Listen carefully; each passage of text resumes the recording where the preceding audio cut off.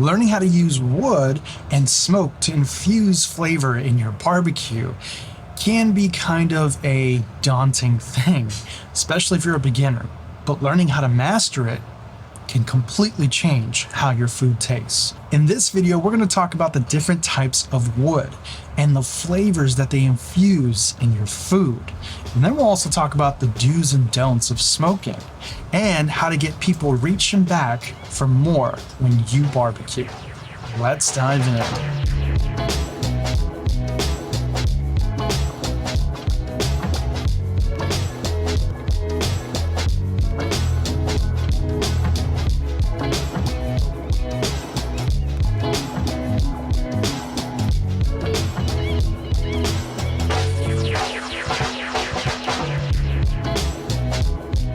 So I know it can be overwhelming, especially if you're a beginner, because when you're first starting out barbecuing, you gotta think about a lot of different things. Are you using a gas grill, a pellet grill, a charcoal grill? How do you start your grill? What's the difference between searing and braising? And of course, there's two-zone cooking. So when you add in wood to all that, it just gets really hard to kind of keep track of things. So hopefully this video helps you out, because I'm gonna attempt to give you a beginner's guide to wood and how to smoke, how to use those wood flavors to infuse the smoke and elevate your food to a whole nother level, and of course the do's and don'ts. So let's start off by talking about the most popular wood flavors, starting off with the most mildest to the more present flavors. Starting with apple. Apple has a mild yet sweet fruity flavor. It's the strongest flavor of all the fruit woods and works well when mixing with other wood types.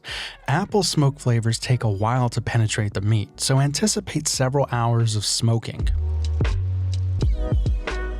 Next up, we have cherry. Cherry is a mild and fruity flavor, and when mixed with other hard woods like hickory, the two flavors really complement each other for amazing results. Cherry tends to give light-colored meats a rosy appearance. One thing to note is, the flavor can vary depending on the age of cherry. And now we're moving on to the medium woods, starting with pecan. Pecan has a mildly sweet flavor that's similar to hickory but nowhere near as strong. It's great for all-around smoking and works well when mixing with other woods. Pecan will lend a rich, sweet, nutty flavor but can sometimes be too sweet and needs to be balanced with another flavor or countered with extra thought in how you season your meat. Oak is my go-to for smoking meats. It's a great place to start if you're a newbie to smoking. It will lend a medium to a strong flavor that is rarely overpowering. Think of traditional Texas barbecue, especially when using post oak. You can even try to smoke some pizza with it. Probably the most versatile and common used wood is hickory. Very strong, pungent, with a bacon-like flavor. It can be described as sweet, savory, and hearty. Be careful though, too much may cause bitterness if not used correctly. And finally, mesquite, one of the strongest wood flavors. You can expect strong, earthy flavors that produce lots of smoke. It's sweeter and lighter than hickory but can also become overpowering. It's recommended for grilling or to be used in smaller quantities. Now naturally, your next question should be, well, how does each wood chunk or wood flavor pair with certain foods? And what exactly is happening when you burn wood and infuse that smoke flavor?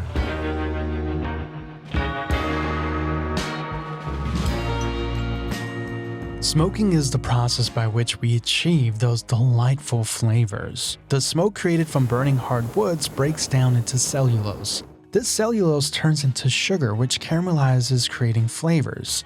The wood changes into aromatics, which lends to that smoky flavor that we love in your food, as well as plays a role in preservation by becoming a coating on the outside of the meat that bacteria can't necessarily flourish on. When you cook any meat, the iron molecules oxidize and turn from red to brown, which is commonly known as the Maillard reaction. When you smoke, instead of the abundance of oxygen molecules to turn your meat brown, you have carbon dioxide, or CO2, and nitric oxide, NO. Instead of oxidizing, the nitric oxide molecules bond to the outside of the meat, leaving a beautiful pink ring, because the molecules just happen to be pink. This entire chemical process, of course, needs time, and depending on the type of wood, that could be anywhere from 20 minutes, or in the case of apple, up to an hour if not more. But just remember, it takes time for the flavor to infuse. Apple and cherry best lend themselves to birds or ham because of that light, fruity, but mild flavor that infuses into the meats. Pecan and oak are very versatile. Pecan tends to do really well with brisket, roast, and ribs. Whereas oak also does very well with beef and brisket, but can also be used on lamb and sausages. Hickory, on the other hand, does a great job with large cuts of ribs and pork shoulder, but can also be used on almost all red meats and poultry. Mesquite definitely has a very strong flavor, so it's best used on red meats for adding additional flavors when grilling. As a general note, I would probably avoid mesquite when cooking up poultry. And when it comes to seafood, you can't go wrong with apple and cherry, or even mesquite and oak. Lamb seems to do very well with pecan, oak, hickory, cherry, but not so good with apple. And if you're cooking up some wild game, you can't go wrong with pecan or oak. You can even try a little bit of hickory or mesquite. So when should you use wood and infuse smoke, and when should you kind of throttle back a little bit? Personally, I like to use wood and smoke flavor selectively. Sometimes less is more, but of course there's a time and place to go all out. A hint of smoke can go a long way, and that's where wood chips really come in handy, because they're little chips, they burn really quick, and they give off a quick release of smoke. Whereas a wood chunk can burn longer, giving you more of that smoky flavor, and infusing whatever that flavor is into your meat. There's times when you're going to do some traditional barbecuing, like a brisket, or a tri-tip, or whatever, and you're going for that Texas style. Go all out. Put in as much wood as your heart desires. Other times, having just a hint of that smoky flavor can really take a dish to another level. I prefer the complexity of wood and that hidden profile because it keeps people guessing but also reaching for more. There's nothing like a hint of post oak on a great steak that truly takes it to another level. It's going to keep people guessing because they can't quite put their finger on it, but it's absolutely delicious. So what are some of the do's and don'ts of smoking?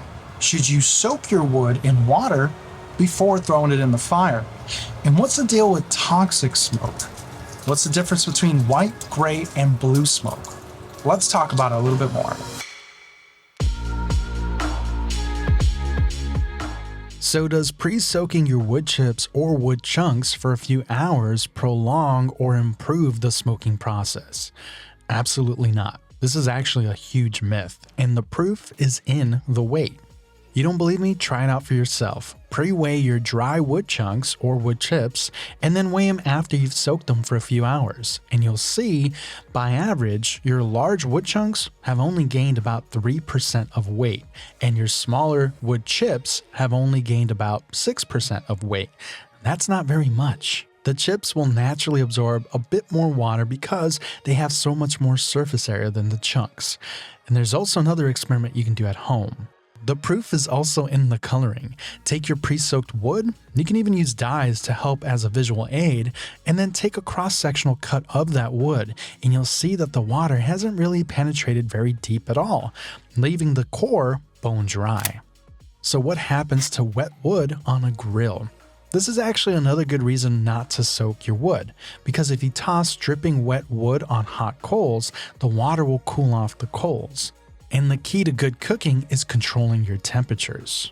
But understandably, this is also where the myth was created or originated from. A lot of people mistaken the steam that they're seeing as extra smoke, when in reality that's not the case at all. The water and moisture that you introduced in the wood has to go somewhere, and water's boiling point isn't very high at all. So what you're seeing initially isn't smoke at all, it's just a product of evaporation, which is commonly called steam. Long story short, soaking your wood in water doesn't enhance the smoking process. If anything, it just delays it.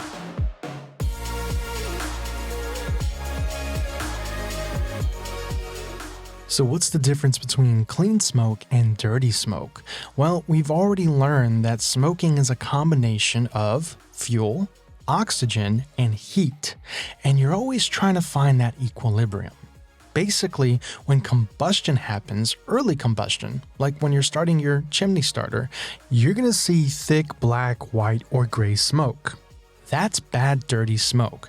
That's the process of early combustion, and it's gonna give your food that nasty, acidic, smoky taste. What you wanna ultimately achieve is lighter, thin smoke, like white or thin blue, but blue is actually very hard to achieve. Thin blue smoke is a perfect balance of true combustion equilibrium between your fuel source, oxygen, and heat. But the next best thing, thin white smoke, is a compromise. So what about when you're using something like the snake method, when you don't have time to let the combustion process happen, or you're adding in wood that's going to be burned in a cycle later? And that's actually okay, because the wood that you're placing in, for example, the snake method, or when using a diffuser plate, is being dried out. So combustion is happening in a very controlled environment in a much slower process. And that's why when you're using a diffuser plate or the snake method, you really don't see dirty black or gray smoke after initial combustion. You may initially see it, but it's extremely short-lived. It's often followed by white smoke, and if you're lucky, you'll get that thin blue smoke, which is another example of why it's extremely important to keep your wood dry. The drier the wood, the faster the combustion process happens with cleaner smoke.